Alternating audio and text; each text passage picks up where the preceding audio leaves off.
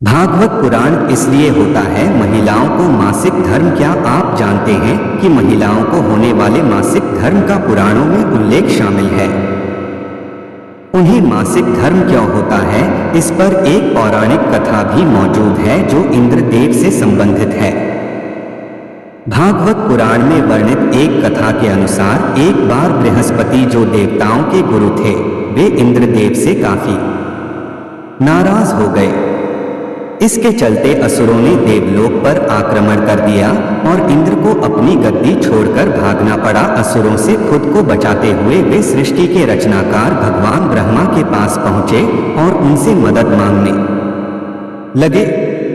तब ब्रह्मा जी ने उन्हें बताया कि उन्हें एक ब्रह्मज्ञानी की सेवा करनी चाहिए। यदि वह प्रसन्न हो जाए तभी उन्हें उनकी गद्दी वापस प्राप्त होगी।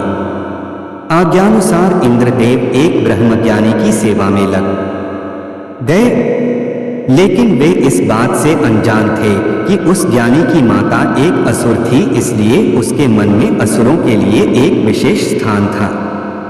इंद्रदेव द्वारा अर्पित की गई सारी हवन की सामग्री जो देवताओं को चढ़ाई जाती है, वह ज्ञानी उसे असुरों को चढ़ा रहा था। इससे उनकी सारी सेवा भंग हो रही थी। जब इंद्रदेव को सब पता लगा तो वे बेहद क्रोधित हो गए और उन्होंने उस ब्रह्मज्ञानी की हत्या कर डाली। एक गुरु की हत्या करना घोर पाप था, जिस कारण उन पर ब्रह्महत्या का पाप आ गया। ये पाप एक भयानक राक्षस के रूप में इंद्र का पीछा करने लगा। किसी तरह इंद्र ने खुद को एक फूल के अंदर छुपाया और 1 लाख साल तक भगवान विष्णु की तपस्या की। तपस्या से प्रसन्न होकर भगवान विष्णु ने इंद्रदेव को बचा तो लिया, लेकिन उनके ऊपर लगे पाप की मुक्ति के लिए एक सुझाव दिया। इसके लिए इंद्र को पेड़, जल, भूमि और स्त्री को अपने पाप का थोड़ा थोड़ा अंश देना था। इंद्र के आग्रह पर सब राजी तो हो गए, लेकिन उन्होंने बदले में इंद्रदेव से उन्हें एक वरदान देने को कहा। सबसे पहले पेड़ ने उस पाप का 1/4 हिस्सा ले लिया, जिसके बदले में इंद्र ने उसे एक वरदान दिया। वरदान के अनुसार पेड़ चाहे तो स्वयं ही अपने आप को जीवित कर सकता है।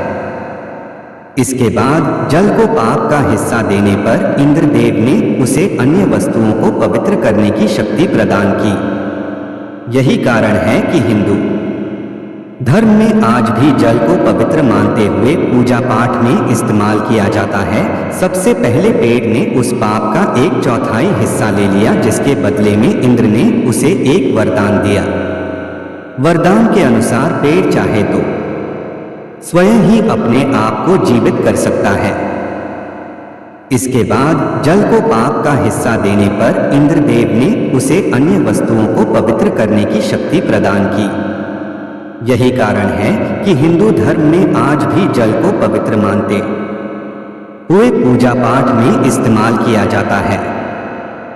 तीसरा पाप इंद्रदेव ने भूमि को दिया। इसके वरदान स्वरूप उन्होंने भूमि से कहा कि उस पर आई कोई भी चोट हमेशा भर जाएगी।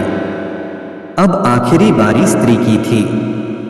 इस कथा के अनुसार स्त्री को पाप का हिस्सा देने के फलस्वरूप उन्हें हर महीने मासिक धर्म होता है, लेकिन उन्हें वरदान देने के लिए इंद्र ने कहा कि महिलाएं पुरुषों से कई गुना ज्यादा काम का आनंद उठाएं। इस दौरान वे ब्रह्महत्या यानी कि अपने गुरु की हत्या का पाप हो रही होती हैं, इसलिए उन्हें अपने गुरु तथा भगवान से दूर रहने को कहा जाता है।